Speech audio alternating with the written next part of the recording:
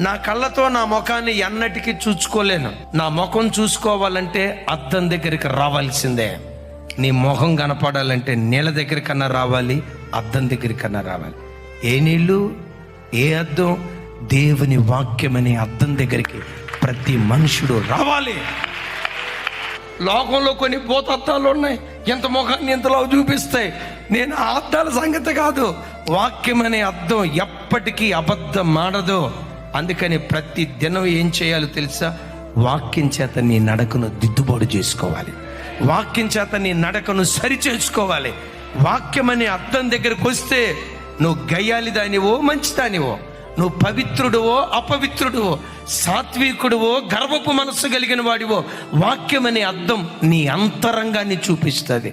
వాక్యం అనే అద్దంలో నీ ముఖం కనపడే అంత తేటగా దేవుని వాక్యాన్ని ధ్యానించుదుగాక.